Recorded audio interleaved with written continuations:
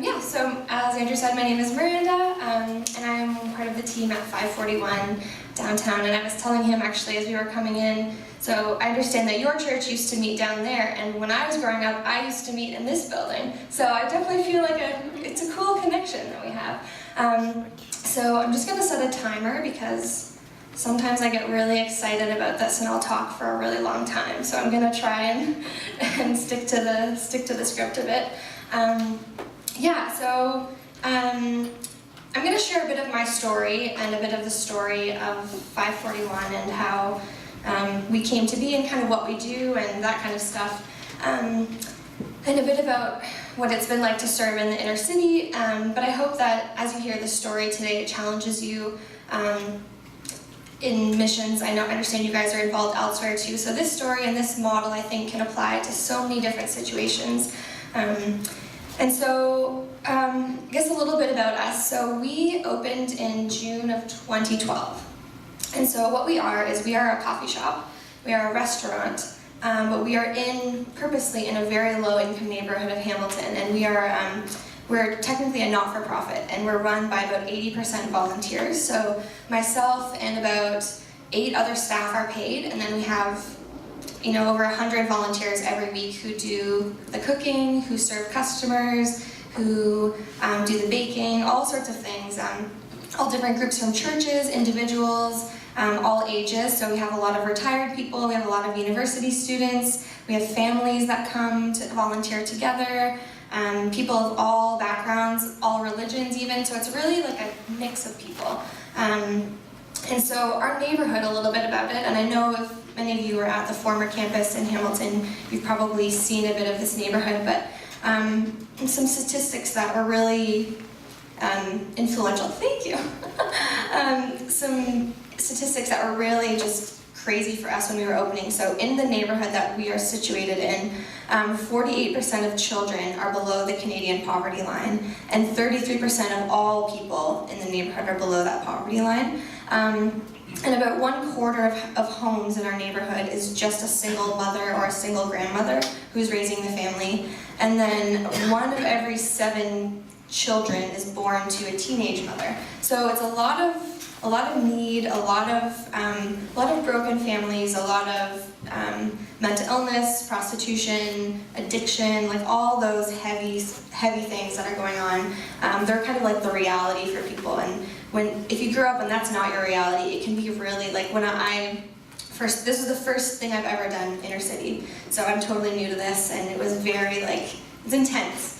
And so when we were opening, we wanted to be a business, because if you're a charity, sometimes you only really interact with the people that are interested in your specific charity. But if you're a business that can appeal to a broader base of people, we really wanted to be out in the community. And what's a better way to do that than being a restaurant? Because everybody has to eat, everybody likes coffee, everybody likes cookies.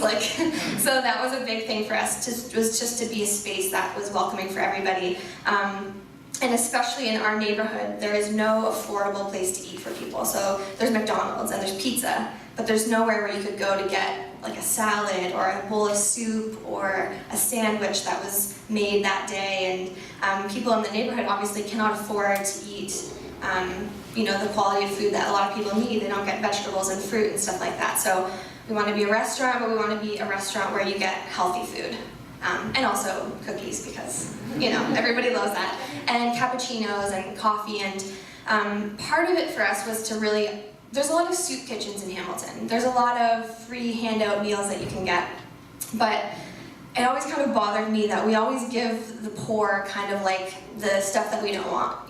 People come to your door and sorry, you give them. I should probably drink some of this. You give them like your canned foods, which is like, I don't really want to eat that myself very much all the time. And so, sorry. Okay. So we kind of wanted it to be like, to give people the first fruits, like the thing that you would want to eat yourself. And so we actually get our coffee from Burlington, from Detour Coffee Roasters, and we get a lot of our food, like organic if we can. We've started growing our own food this summer, and really giving food that we ourselves would and do eat. And so I'll kind of get into a bit about the equality aspect of it later, but that was a big thing for us when we were opening. And so it took us about 2.5 years to fundraise. And most of our fundraising was crowdfunding. So like my grandma gave $10 every month, and some people gave, a big chunk of money, but even people like of all means kind of chipped in what they could. And it took us about 2 years, and we opened in June 2014. And so when we were opening, and so I should say, the group of us who opened it, we were all Christians. We knew each other from different sort of church communities. There's a group of businessmen who go to Compass Point in Burlington. I go to a church in Hamilton, and now our team actually is people from all different churches. And so that's really cool, and we're really passionate about that because this is a place where we, as the body of Christ, work together. Different denominations and different churches come together for this common goal that we have to serve. And so that's something that's really important to us moving forward. But when we were opening, there were many verses that really influenced us, but when I knew I was speaking today, I really wanted to share this part from Matthew 25. So Jesus is talking, so it's Matthew 25, verse 31. And so it's the passage actually about the sheep and the goats. And so Jesus says, "When the Son of Man comes in his glory and all the angels with him, he will sit on his throne in heavenly glory. All the nations will be gathered before him, and he will separate the people one from another, as a shepherd separates the sheep from the goats. He will put the sheep on his right and the goats on his left. Then the king will say to those on his right, 'Come, you who are blessed by my Father, for you, since the creation of the world.' Father, take your inheritance, the kingdom prepared for you since the creation of the world. For I was hungry, and you gave me something to eat. I was thirsty, and you gave me something to drink. I was a stranger, and you invited me in. I needed clothes, and you clothed me. I was sick, and you looked after me. I was in prison, and you came to visit me." I'll kind of stop there, but it continues. And so that was a huge verse for us, and to this day is something that would be at the core of our mission. And to see each of our customers as Christ. And it's hard a lot of the time because I'll go in a little bit more later, but we deal with a very wide variety of people. Some people who are so easy to love, like the little kids, and the people who are so thankful to receive it. But there's also people who take us for granted, who are really rude, who are, they're angry and they're frustrated and they're so disenfranchised and so marginalized that they just, but it doesn't matter. You still have to love those people and you still have to serve them. And so that for me has been a huge challenge because Christ is still, they are still an image bearer of Christ. And so, but more on that later. So I'll kind of paint a picture sort of what we are now, because it's kind of we're weird. We're not like a normal restaurant, and we're not like a normal charity. We're kind of like this combination of the both of them. So we are a coffee shop. We do brunch every day or every Saturday, all day. Anyone can come in and buy a meal. We're a community space, so we have a room in the back where different community groups, parent support groups, reading clubs, writers groups, kids groups. You can just use the space in the back to have meetings. We do a homework club for kids, so students from McMaster will come and they tutor kids from the neighborhood, and then they take them to the library, they play with them in the park. They have dinner together, and that's a big thing for us, is mentoring the kids in this neighborhood, because they come every day because of the cookies. That's a main draw. But we really want this to be a place where they are mentored and they are shown that they are loved, and so the working with kids in the neighborhood is a big thing. We just started a support group for girls in the neighborhood, which is run by an anti-trafficking organization, just to kind of get girls to just get them off the streets and to just know that they are valued and they are worth something. So all these groups, and our kind of thing now is, if you want to start something and you want to use our space, we will support you, and we're kind of there to be a hub for whatever people want to do.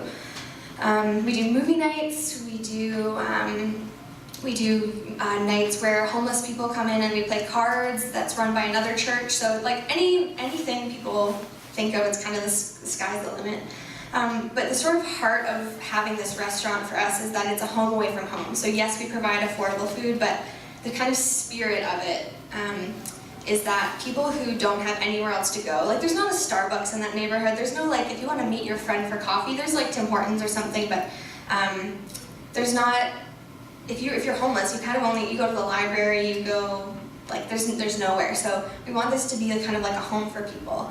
And so as a result, we have people who come in every day, and it's sort of like their home, and they play board games together, or they just hang out, and they kind of become like our regulars, so to speak.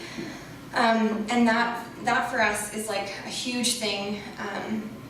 This idea of like knowing our customers and knowing people, because I think as people, we like the greatest feeling is like to be known by somebody and to be accepted as you are. And so when people come, and so I work now behind the counter as a manager there, and so I see people every day, and you can kind of say like, "Hey Tom, do you want the usual today?" And he's like, "Yeah, I'll take the usual." And you can have their coffee and their treat, because you know that's what they get on this day or whatever.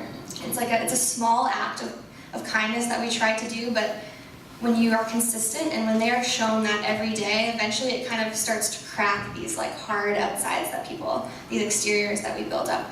And so that's a huge thing, is this feeling of knowing and of belonging for people who don't belong anywhere. So that's kind of what we try to foster. And then kind of the biggest thing that we do is our pay it forward system. So we have these jars. If any of you have been to the restaurant, on the front counter we have these 2 jars, and they're filled with buttons.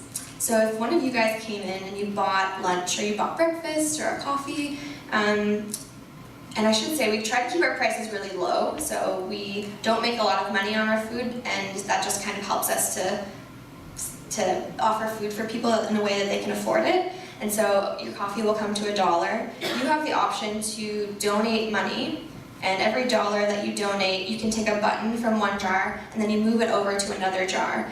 And then people from our neighborhood who can't afford can use the buttons as currency. So every button equals a loonie, basically. And so every day we have a few hundred people who come in and use the buttons. Right now, every day I'm seeing about like $600 that's donated at the counter. And so, some people will donate $1 when they buy their own lunch. Some people will come in and be like, "I'll have 100 buttons," and I kind of cry a little bit, because it's so moving to me even still after all this time. That it's like this, I call it like an economy of grace, because people are giving of themselves for strangers, and then these strangers are coming and they're eating and they're drinking and they're being a part of this, but they don't have to do anything. You don't. When I explain it to new customers at the counter, they're like, "Okay, what's this button thing I've heard about?" And I kind of explain it. You just take a button and you can buy whatever you want. Like we have a limit of 5 buttons a day each person can use, but that buys you a hot meal or whatever. And they're kind of like, "Well, what's the catch?" And I say, "Well, there is no catch. You can just eat." And so this kind of brings me to sort of this second verse that's really important to us when we were opening. It's the one in Isaiah 55, where it says, "Come, all you who are thirsty, come to the waters, and you who have no money, come buy and eat. Come buy wine and milk without money and without cost." And that always is in the back of my mind, that you can come and receive, and you don't have to pay anything. And that's like a huge part of our heart, because we also receive the same kind of grace from God. And so every time I find myself getting grumpy at work, or just sometimes it gets really heavy, but I'm like, no, I'm the same person, the person that's spending the buttons. I receive grace from God all the time, and I've done nothing to receive it, and so I'm no different than this person who's receiving this other grace. And I equally sometimes am a very hard customer, I would imagine, for God. And I'm sure that I'm not very thankful all the time either. And so that's been a really, kind of on a personal note, been a really cool part about working there. So, and kind of going back to the thing about the part in Matthew 25. So for us, it's we're our customers. We have many customers who are students, people from around Hamilton. It's a really cool, diverse community that's there now. So if you come on any given day, we have a big table in the middle, and it seats about 14 people. And that was really important for us to have this table. that seated people from, because when you sit there, you're sitting usually beside people that you don't know, which is kind of like weird a little bit, but it's really important because it connects people from different walks of life. So last year, the Governor General of Canada came to like do a tour. We were all like freaking out, and he comes and he sits and has breakfast. And at the other side of the table are people who we know, and he has no idea who they are, but they're like a homeless person and a prostitute. And I was like, this is so cool. Like, he has no idea, they probably don't know who he is, but it's this sort of like equalizing factor. We're all eating the same food, we're all sitting together, and it's really started to bring people together. So we've had people become friends who are from different areas of the city, and they know each other because they're drinking the same coffee and they say hi, and even if that's a small thing, it's still something. And so this sort of idea of having people at the margins be like a part of our community is really important. And going back to the Matthew 25 verse, you know, when you're hungry and you're thirsty, and these people who are in prison, and a lot of our customers have been in prison, and a lot of them are sick, and to realize that like each of those people is an image bearer of Christ. One thing that is really important for us is that means that each of those people has something to teach us. So we've kind of gone into this neighborhood very well-intentioned and with good hearts, I think, to be like, okay, we're gonna help this neighborhood and we're gonna like do something good and change people's lives here.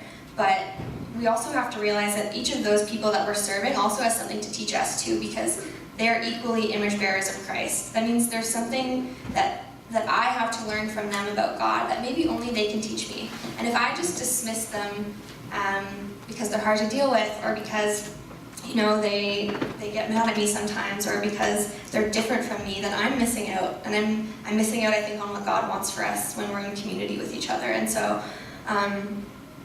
yeah, that's been a really, really hard thing and a good thing to learn, I guess, for us. And it takes patience, and it's taken me sometimes, like now, 2.5 years to really get to that place with some people. And some people still don't want to like open up and are still mean to me all the time. But we've seen a lot of good things happen. And so, yeah, I'm going to kind of talk a little bit just about some of like the fruit that we've seen from this so far. And so one thing, as I kind of was mentioning, we do all this good stuff for these customers, we try to, but like, I feel like I've received more, and I think that's what happens a lot when you're serving. You kind of get more than you give sometimes, because you're like, it just, God is so good like that. And so this sort of economy of grace that I was talking about with the buttons, so people will come all the time and they'll use their 5 buttons every day. But what we've started seeing now is that when they do have money, a lot of them are on ODSP or on welfare. When they do get their check, they'll come in and they'll buy buttons for somebody else. And I'm just like, you don't need to do that, like, because I know a lot of them, they can't afford it, but they still want to come in and they want to give back how they've been sort of given to. And that, again, for me, I have to like step back, and I'm kind of like wiping tears from my eyes, because it's, we'll continue. And then as well, so we're run by volunteers, and so a lot of these customers now are they want to volunteer, and they want to be part of helping their own communities. And so as someone who's, you know, helping to start this charity, this is like the optimal thing to happen, because you've kind of gone in, you've set something up, and now the people who live in that community, you're equipping them to kind of do it and be part of their own solution, and be part of, of kind of giving the agency, and that's a huge part for us too. And so that's something that's starting to happen, which is really great. And we've also seen a lot of growth, so we are actually opening a new location on Barton Street. It's not going to be a restaurant, but one thing that we've really noticed is that in this sort of vein of food security is that a lot of these people, this is the only meal that they really get each day, and that is not okay. So we are opening sort of an industrial kitchen, and we are going to be running nutrition classes and food education and kind of cooking classes as well. So people in the neighborhood will come and they will make meals and we will freeze them for them and store them. And so it's kind of going to be kind of like a food bank. But instead of coming and getting canned goods, you're getting a meal, like a nutritious, good meal that's probably also tastes good. And then you just have to take it home and microwave it. Because many of our customers don't even have a kitchen in their apartment. They live in rooming houses. We have a lot of like slum landlords in Barton Street area, so they're lucky if they have even a microwave. So that's something we're starting to build that this year. So that's kind of a new chapter for us. And then the last sort of bit of fruit that I can kind of share with you, and I think the most important thing are the stories. The stories of the people who we are in community with and the people that we've come to become our friends. And so I'm just going to share a couple stories of people who I have seen the image of Christ in, and who maybe a few years ago to me would have been, like I wouldn't have thought twice about them. But now, after lots of practice and lots of day in, day out community with these people, I'm just like, oh my gosh, like you are a gift of God to me, because I like see Christ in you, and you've showed me more about who God is than, many things in my life thus far. And so a few of these people, so I have a friend named Sarah who lives right beside the restaurant, and she's a single mother, and she hasn't had a job in about like 14 years. And she doesn't have, when you don't work for that long, you lose a lot of your confidence, and you lose a lot of who you are, I think.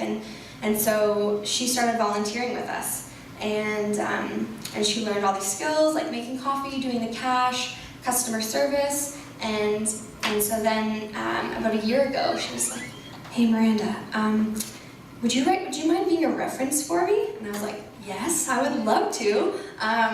What for? And so she was like, I'm gonna apply for jobs. And I was like, this is amazing. Yes, I will 100% do that for you. And so she applied to all these jobs, and she actually got hired at the library, which is like a really good job in this neighborhood in terms of you get benefits and all this stuff. And so now she works at a library, and she's able to support her daughter. And she said, like, I would never have been able to do this if I didn't gain the confidence from like working at the cafe.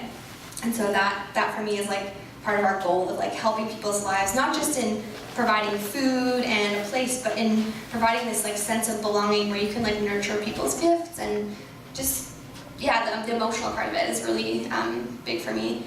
And I also have a friend who was in foster care growing up and was addicted to drugs, and as part of her getting clean, she started volunteering with us as part of like a street youth program. And so she has been volunteering with us since the spring, and now is like same sort of thing. She has a job, and then she started coming to church with some of the managers, because we go to a church downtown. And now as of like 2 weeks ago, she joined like my husband and my small group in our house every week. And so that's been like a really cool thing, just to see people's lives change, because that is ultimately the whole point of all of this. All the stuff that I've said today is just that people would know that they are loved, and they would experience in the cafe through the volunteers, through the staff, through receiving food, through being treated as a human, because a lot of them just aren't. And it's very simple for us just to treat them kindly, and to treat them as we would treat Christ if he came in dirty clothes and whatever. But it's also ultimately that all of this kindness will point them to God. And so in some ways it's really easy, because it's like, hey, you want to come to my church? And for some customers it might take, a few more years for them to really kind of open up to that. But that's really been, that's our goal, and that is our mission of everyone that works there right now. And so, sorry, I'm just checking my time right here. Oh wow, okay. And so, I'll kind of leave you with this. People will come and they'll say, how can I get involved? So obviously we need volunteers. So if any of you are interested in volunteering and getting involved, even if you've never been involved in a restaurant or inner city anything, it does not matter. We need people to help at the front. We need people to be those like friendly faces who are willing to kind of like sit with people when they're upset, and who are willing to talk to people who are hard to talk to sometimes. We need people to bake, cook, clean, anything. And even if it's, we have people who come once a week, so it's usually about 4 hours every week, or you can come like once every other week, once a month, or you can kind of sign up like as a small group. I don't know if you guys do like small groups here or like as a youth group or whatever. You can come like once a month and do like a big event or whatever. Whatever works for people, we will try to accommodate. So that's like a huge need that we have. We also always need donations. We need, financial and otherwise. And then the other thing that is a really easy way to get involved is just to be a customer. So if you want to come for brunch on a Saturday, or you want to come for coffee, or you want to come study, or you want to come do whatever, when people come and they support the restaurant by just eating there, that is a huge thing that we need to. And people often ask like, okay, I really like this sort of model. Like, are you guys going to open another one? Are you going to do a franchise? And I'm just like, no, I don't have the energy to do a franchise. But I think all these lessons that we've learned, I'm really happy to share them with other people who are interested in starting something like this in their own communities. Or if you have like an idea in the back of your head of a way to like, something that you want to start, we are so happy to help people and kind of share our lessons and the things that we've messed up and all that kind of stuff. Because yeah, I think it's important when you're doing ministry that you're, especially like kind of missionary work, it's important that it like fits the community that you're in. And so whatever communities you guys feel called to and that you want to get involved in, it's really important to like kind of be localized like that. And so, but we're happy, like I would love to sit down with anyone for coffee and kind of like brainstorm or whatever. So yeah, those are kind of that's pretty much all that I have actually at this point. So, but I'm also happy to answer questions. I know I kind of probably babbled through a lot of it, but if you have any questions, I'd be more than happy to answer them now or after. Yeah, but that's pretty much it for me. Does anybody have any questions? If you're brave enough to ask them now. Yeah. How did you come up with the button? Yeah. So there are a few other restaurants in the States that have a similar kind of pay-it-forward model, because we know we wanted to offer free food to people, but like how do you do that in a way that has that sort of imbues a sense of dignity? And so and that kind of works for staff. And so we knew of a cafe I think in BC, and they do it for coffee. So you can buy a coffee for somebody else, and it's called a suspended coffee. So if you buy a coffee for yourself, you say, I'll buy a suspended coffee, and that suspended coffee just gets put into the system, and then a customer can come to the counter and say, how many suspended coffees are there? And they'll take one of those. So that was kind of this idea, and then we kind of wanted a physical representation of that. And so we're like, hey, everyone has buttons. Like I went to my grandma's house and just took like a box of old buttons, and so that's kind of how that started. But there's other places in like the States. I don't know if you guys have heard that there's like a pizza place in Brooklyn or somewhere, and you buy a piece of pizza and then you stick a sticky note on the wall, and then people can use those sticky notes to buy pizza. So there's other places that have started doing it, which is cool, and yeah, I hope it's something that. And actually, other restaurants in Hamilton have set up button jars on their counter for us. So their customers will, every dollar they donate, they'll come and they'll bring like these food trucks and these other restaurants. So it's been cool to see other businesses who are not even Christian or anything kind of get involved in the ways that they can too. So yeah, thank you. That's a great question. Hi, yeah. How do you manage the ebb and flow of these buttons? Because like you might run into empty junk of buttons, right? But in order to maintain this forward paying system, you need to make sure that the ebb and flow of these buttons got to be smooth transition, right? Exactly, yeah. It's super hard. So as I said, we limit people 5 buttons per day.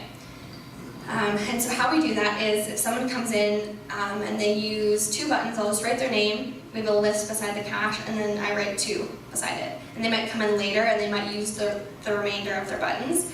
So that's one reason why we keep a list. The other reason is because people, in their desperation and I can't judge them because I've never been starving before, so I don't know what that's like, but they'll come in and they'll lie and they'll say, oh, I haven't been here yet today. And so we have this list and we kind of say, okay, well, you have been here today, we write first and last initial. And we also now know a lot of our customers, and we know the sort of repeat offenders who like to come in and will use a different name. And I'm like, that's so weird, your name was Charlie this morning. And so that is like a huge thing that we have to keep an eye on. And there are times where our button jar runs out, and it happens way more often than any of us would like. So that's really hard, and we have to just turn people away when that happens. But we do it in a way that's, I think, nice-ish. We're just like, well, have water and sit down, read the paper, and I'll let you know if some buttons come. And it's never empty for very long. But there are times when it is empty, and I'll go on Facebook and I'll say, hey, just to let you know our button jar is empty. And then what's amazing is that people will just flood in, and they'll be like, I saw on Facebook you're out of buttons. And this guy, like, the other day, a guy bought 1,000 buttons. And just like breakfast time, he's like, I'm gonna have 2 breakfasts, a coffee, and 1,000 buttons. And I was just like, oh my gosh, I had to like walk away.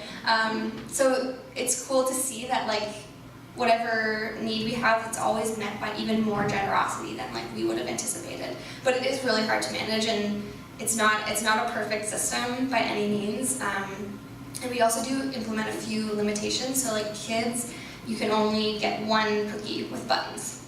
You can only get 1 drink per day with buttons, because we also sell like pop and stuff, so we don't want the kids in the neighborhood just to like buy like 5 pops or whatever. So yeah, we try and implement stuff like that. And then also if people donate large amounts of buttons, we don't put them all in at one time. I kind of keep the money in the safe, and I put a few out or 100 out every morning to kind of, because we have a lineup when we open at 7 of people who just were waiting for breakfast. So we try to always make sure that there's enough for people to have breakfast. Yeah. What kind of food do you sell? That is an excellent question. So from 7 to 11 we do breakfast. So that's like bacon, eggs. We do like a bunch of breakfast sandwiches. We do like granola and yogurt, pancakes, French toast, like kind of like classic breakfast food. And then at 11 o'clock we switch to lunch. So we do kind of like specialty grilled cheeses. So we always have different kinds of those, different salads, chili, soup, kind of just like your classic like diner, but like a little bit nicer. We don't have a deep fryer, so nothing fried, which would be really bad for me if we had fries there. I love them. And then we also, I forgot to mention this, we built a community garden out back last year. So we've been trying to get as much like local food, and then whatever we grow in the garden, we'll turn that into something. So our soups and our salads, if we get a bunch of eggplant, then we'll be like, all right, roasted eggplant, something rather. And then we also have a farm in Flamborough, which is owned by another Christian charity, and everything from the farm this summer came to us. So we like had our own farm. I was like, ooh, we're a farm-to-table restaurant. This is so cool. So yeah, whatever we grow, we kind of do that. And then baked goods, which are dear to my heart. So we have like cookies and scones and muffins, and then we have a full espresso bar, and yeah, that's kind of the menu. Yeah. How do you manage like some of your vendors? Because I know that you grow some of your food, Yeah. but others you have to call and connect with suppliers. So how can you still maintain low cost, but you still have to pay back your suppliers? That's a hard one for us. We make enough money through just like everyday customers, and through just, because really we on the surface are just a restaurant, and if you just came in you might not even know that there's different stuff about us. And so we do kind of make enough to pay for like the dairy and the meat and stuff like that. We would obviously like we would love to be able to offer more like local free-range meats, but that's not in the budget right now. And then some of our producers, like our coffee roaster, we get a small discount because they're supportive of what we're doing, so they kind of take a little bit off of our bill. We work with a grocery store in Hamilton called the Mustard Seed Co-op, and what they are is they're a community-owned grocery store, and they only sell things that are grown pretty much locally or are ethically produced, and so we get a lot of stuff from them as well. Oftentimes if they have stuff at the grocery store that they don't sell, like produce that's gonna go bad, we'll get that. So there's ways that we are able to cut costs, but we're still kind of always looking for a way to like at once lower costs but also have higher quality food, which is not a very that's not very easy. Yeah, it's definitely a huge kind of struggle for us though. Yeah. Who were the first kind of team of founders? Yeah. Like crowdfunding for this idea? How did the team come about? That's a great question. So there was a group of businessmen at Compass Point Church, and they wanted to kind of start a business, a for-benefit business that would benefit the community, and one of them was a pastor who used to pastor a church downtown Hamilton called Ellis Avenue Bible Church, which is a plant of Compass Point. And at the time was volunteering at that church, and so they were like, hey, we want to start this business. We thought we want to do a restaurant, but we need like some young people to kind of actually do it because we all own our other businesses, and a lot of them are like very wealthy business owners. And so myself and them and this pastor kind of were the core group that started it. And then I had another friend who I knew would be like, just this is like where her heart was. So my friend Jen, who is now the other co-manager, and so her, that was kind of the beginning group of it. And then kind of like every few months we would add another person to the group because we're like, oh, I really need someone who knows a lot about this or someone who knows a lot about this. And so it kind of like snowballed. So now we have and that group of businessmen is now our board, and there's a few other people on there. And then we have an executive director, Sue Carr, who, oh, I totally forgot something. Okay, thank you, that reminds me. So Sue, who is our executive director, she is a reverend, and she also, she runs, she's a chaplain. So she does hospital chaplaincy and also working with street people. And so she actually has a church that she runs out of our restaurant on Sundays. I totally forgot to mention that. And so, yeah, that's a huge part as well for people. And they have a community meal that they do, so the church puts on a supper for anybody. And so now a lot of our customers, they come for the meal, but they kind of hang around the church. And I'm like, that's good enough for me. You're like, at least you know there's a church here. And so yeah, so Sue is a big part of our operations now as well. But that's kind of how it came about. Yeah. Any other questions? If you think of anything later, I'm happy to chat, or I didn't bring any business cards, but Andrew can connect you with me if you want to chat or anything like that. Anyways, thank you so much for listening. I hope that you learned something or whatever, but it's nice to meet you.